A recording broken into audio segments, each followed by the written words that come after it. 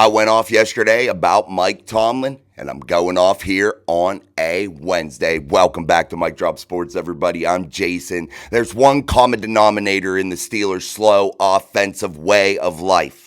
There's one factor that is constant in that equation, and that is Mike Tomlin. You saw Arthur Smith and Mike Tomlin get into a little bit of a heated exchange on the sideline during the Broncos game in Week 2, where I really truly believe that Mike Tomlin is overstepping his bounds as the head coach and not allowing his coordinator to coordinate this offense.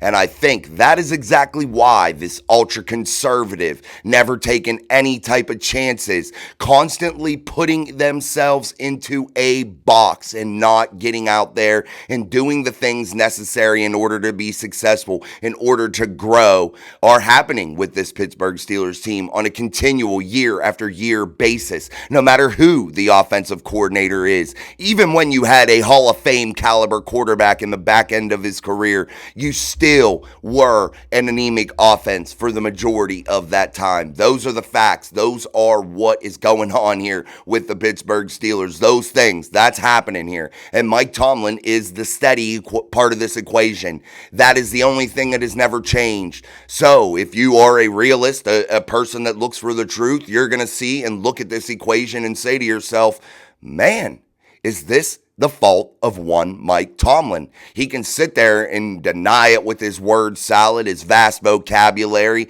That's all he kind of does, is get up there and spits a bunch of mumbo jumbo. But we never talk about the real facts here. And is he holding back this offense? Is he stunting the growth of these quarterbacks when they get into the franchise? Is he the reason for all of this offensive the woes that they've had over the years, no matter who has been at the helm at the coordinator position?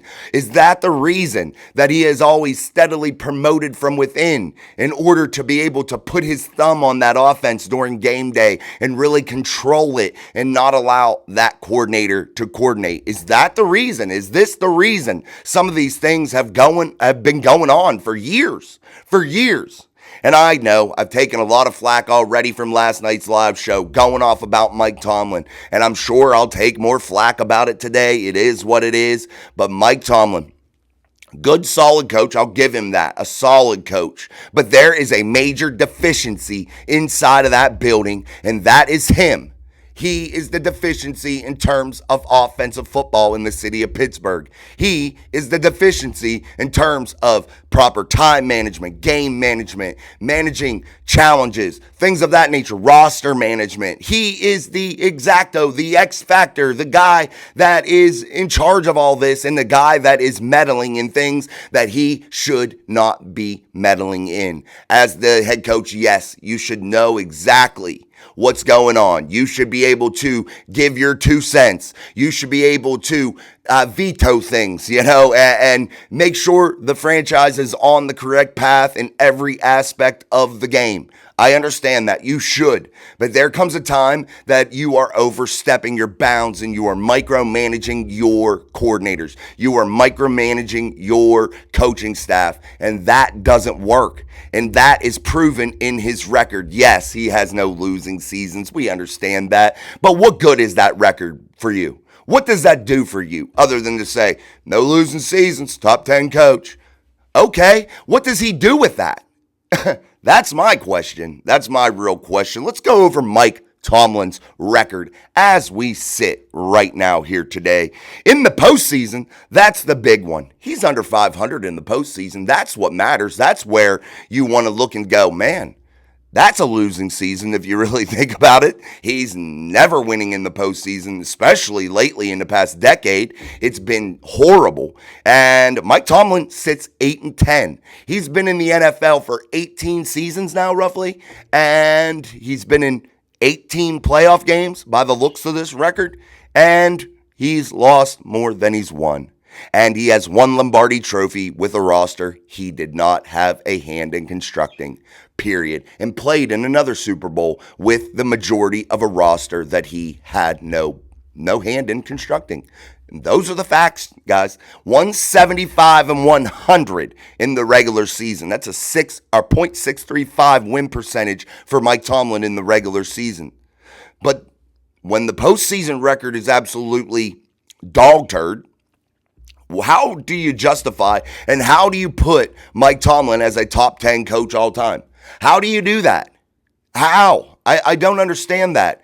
I thought that this game was measured by winning championships, collecting sticky Lombardis, collecting rings. I thought that that was the only thing that greatness was measured off of in this league. I thought that that was the end-all, be-all to determine the greatness of a coach, of a player, of any person involved in the NFL. How many championships have you won? How many championship teams have you been involved with? That is what I thought the measuring stick was. Since when did the standard become, okay, average seasons just being above 500 so you can keep this non-losing season streak intact, and that's the only thing that matters? In my eyes, that is selfish. That is ego-driven, that he can't let that record go for the sake of building a better roster. Perhaps maybe you take a little bit of a turn here and there during the season and you're more focused on building for the future and getting a solid team put in place as opposed to just for the now, just hanging on, just being okay. I don't applaud that, and I don't think you as Steeler fans should applaud that either. And if Mike Tomlin just has another average season with yet again another knockout monster defense, a championship defense, but yet doesn't get this offense good enough in order to compete in the playoffs where it matters, I think Mike Tomlin should be let go. I understand that he just signed a contract, but that contract's worth about as much as you could wipe your ass with, a piece of toilet paper. They could get rid of that tomorrow, and it wouldn't matter one bit for the Pittsburgh Steelers. Not one even little bit. Even if they have to pay him out, does that matter? No. It does not matter to this team at all, and Mike Tomlin could walk and go coach somewhere else and be average. Again, I don't think Mike Tomlin's some bad dude. I don't think that he's some horrible coach. Don't take it like that. I'm just stating the facts as he is the only part of this equation that hasn't changed. He is the only part of this equation that has the ability to put his hand in the pile in any which way he wants it to be. And that makes him, my friends, the reason that the Pittsburgh Steelers have sputtered on offense for years. He is the reason the Pittsburgh Steelers play way too conservative. He is the reason that the Pittsburgh Steelers don't win playoff games. He is the reason that the Pittsburgh Steelers haven't sniffed a Lombardi trophy in a very long time. And let's be honest about it. Period. I know the players love to play for him and they're going to go to bat for him. And yes, they're going to be politically correct with the media. Yeah, we know that. Just because a player gets up in front of the media and sits there and says, I love Mike Tomlin, he's the best coach ever, that doesn't tell you what they're actually thinking, to be honest with you, because honestly, they're not telling these media people any type of the truth. Do you really think that? It's very seldom that you get a real and honest take. The only one on the football team that I really think gives honest takes is Najee Harris. Najee Harris will tell you. He don't mind saying it. He don't mind saying when the team's floundering. He doesn't mind saying that the team stinks on offense. And maybe that's the reason that they weren't able to get a deal done this offseason with Najee Harris. Maybe he's tired of playing for an offense that's been boxed into a corner, that can't get out of their own way, that refuses to get out there and grow. And they are just worried not to lose the game. That's all the offense is out there to do, not to lose the game. And you can't win championships that way. This isn't 1912. This is a high-powered today's NFL that offense matters, man. Defense will get you what? Average seasons. If that's all you're good at, it's going to get you average seasons because the defense is going to get tired, wore out, and broke down, and they're going to eventually give up some points, and they're not going to always be able to shut people down to 10 points. They're not always going to be able to hold teams to, less than 15. So Chris Boswell can come in and kick 6 field goals. It's not always going to be that way. And that's why you get subpar average seasons. The defense does what it's supposed to do. It wins the amount of games that it should. It holds more than it should.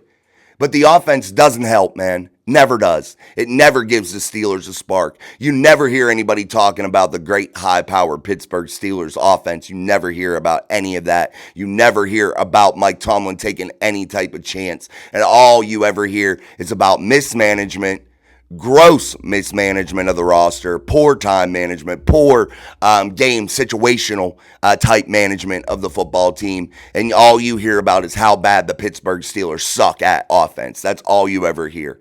And maybe it's time to change. Maybe Mike Tomlin should take his thumb off of Arthur Smith and allow him to do that job that he was hired for. A guy that comes from outside of the organization, not a promotion from within, and allow this team to start to grow a little bit. And maybe, perhaps, maybe, just maybe, you start to see real growth from Justin Fields. Maybe you start to see real growth from that tight end room. Maybe you start to see George Pickens take that next step to be the league's best wide receiver. Maybe, possibly. Maybe that offensive line isn't so beaten, battered, and bruised, having to hold the pocket for an immense amount of time due to the anemic, silly, basic, vanilla play calls. Maybe that's all part of this reason, and maybe Mike Tomlin needs to wake up and realize, and I hope you see this video, Mike. Again, I don't think you're a bad person. I don't think you're a bad coach either. I just think that you need to wake up and realize that you need to get your hand out of the cookie jar when it comes to this offense, and you need to allow the people that know offense to do it, because you don't know offense, Mike. You are a defensive-minded head coach, and allow the people that know offense to do the offense. Point blank, period. Thank you for joining us here on Mike Drop Sports. Don't forget to join us tonight at 8:15, about 8:15, 8:20. I'll be jumping on for our daily live stream. We like to call it Steel City Live. So make sure you like, subscribe, all that good stuff here as we continue to build the best community here on YouTube and the most truthful community here on YouTube. So until tonight, I'm Jason. This is Mike Drop Sports. Peace.